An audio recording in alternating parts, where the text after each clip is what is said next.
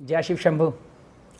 आप सभी शिव भक्तों को भोलेनाथ के प्रिय मास श्रावण मास की बहुत बहुत बधाई। शिव भक्ति और शिव शक्ति से परिपूर्ण इस सावन मास में भगवान शिव आप सभी का कल्याण करें। मैं एस्ट्रो दिवेश आज आपसे श्रावण मास के आरंभ तथा अंत के विषय में बात करूंगा और बताऊंगा इस श्रावण मास में कितने सोमवार पड़ेंगे। श्रावण मास की शिवरात्रि की तिथि के विषय में बताऊंगा। साथ में बताऊंगा क्यों प्रिय है भगवान शिव को श्रावण का महीना और सोमवार का दिन, कावड़ का क्या महत्व है, और साथ में बताऊंगा इस श्रावण मास में भोलेनाथ को प्रसन्न करने के कुछ अचूक उपाय। तो बने रहें इस वीडियो में मेरे साथ अंत तक। श्रावण मास को हिंदू कैलेंडर में के अनुसार 5वां महीना माना जाता है। आषाढ़ मास की अमावस्या की समाप्ति के पश्चात श्रावण मास का आरंभ होता है। इस वर्ष अर्थात 2022 में श्रावण मास का आरंभ 14 जुलाई दिन गुरुवार को होगा।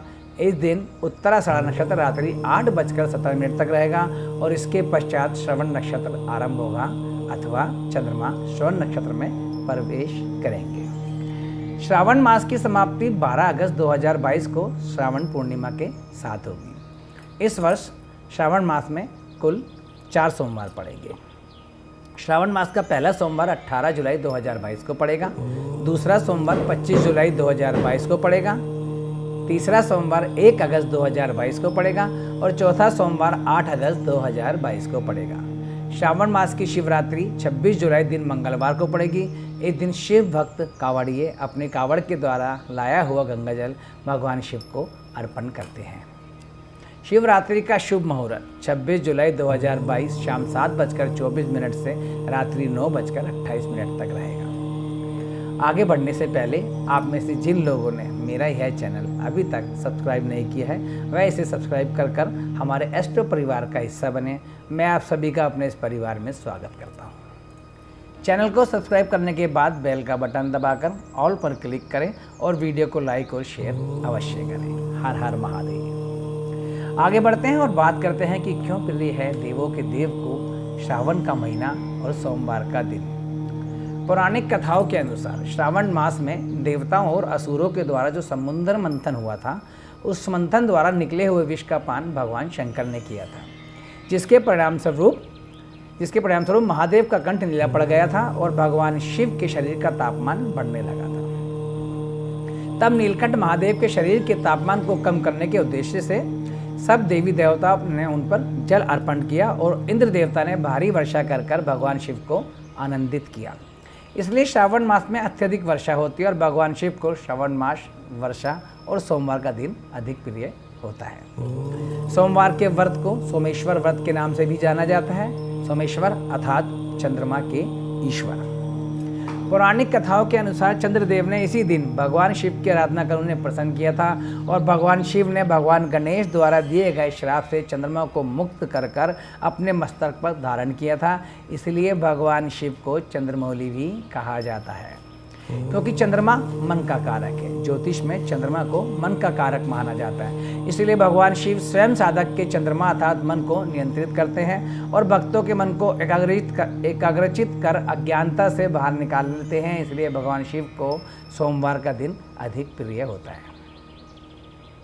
अब मैं आपको एक छोटी सी कथा कावड़ पर भी सुनाता हूँ, सुनिए, आनंद आएगा। श्रावण महीने में भगवान परशुराम अपने आराध्य देव भगवान शिव की पूजा के लिए कावड़ में गंगाजल भरकर शिव मंदिर ले जाते थे और उस कावड़ द्वारा लाए गए गंगाजल से वे शिवलिंग पर अभिषेक करते थे और कहा जाता है कि यहीं से कावड़ परंपरा की शुरुआत हुई थी।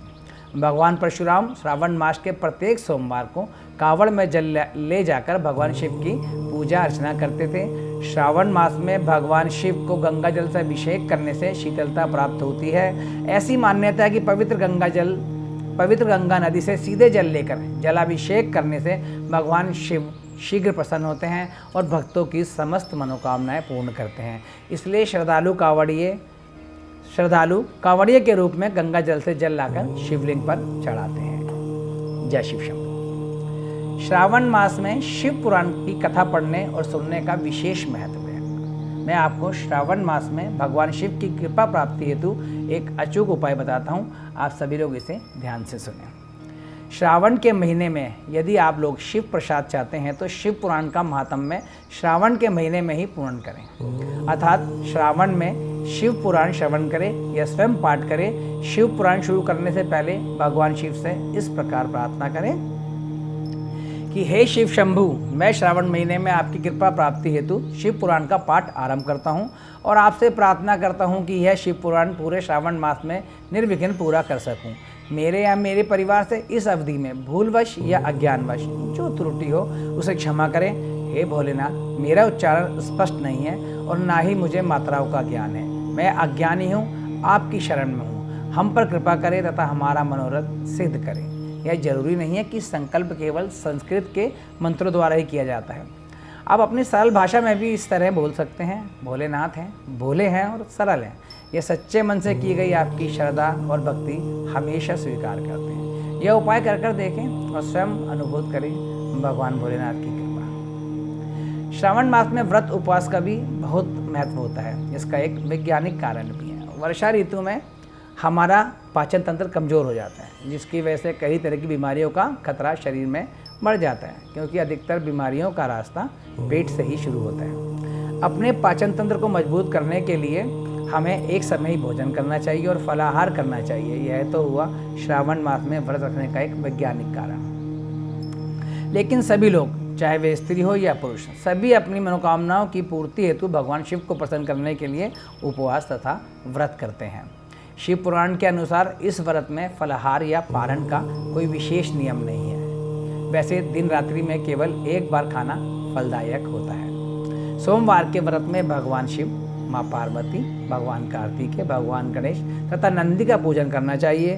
पूजन में आप जल अभिषेक, पंचम अभिषेक, दुग्ध अभिषेक जैसा आपका सामर्थ्य है अपनी सामर्थ्य अनुसार अवश्य करें। श्रावण मास में जो व्यक्ति अखंड बेलपत्रों से भगवान शिव को अर्पण करते हैं, श्रावण मास में जो भी व्यक्ति अखंड बेलपत्र भगवान शिव को अर्पण करता है, उसे पापों से मुक्ति मिलती है तथा उसके सभी प्रकार के कष्टों का निवारण होता है, ऐसा कथन है। आशा है आपको यह वीडियो पसंद आई होगी। यदि पसंद आई हो तो इसे लाइक करें और अपने मित्रों और बंधुओं को भी शेयर करें, जिससे और लोग भी इसका लाभ उठा सकें। श्रावण मास में पूजा की छोटी छोटी टिप्स और उपाय मैं आपको अपनी शॉर्ट वीडियो के माध्यम से देता रहूँगा, तो आप ऐसे ही जुड़े रहें मेरे साथ। अब मैं देवेश आपसे आज्ञा चाहता हूँ और शीघ्र मिलूँगा अपनी अगली वीडियो में। जय शिव शंभू।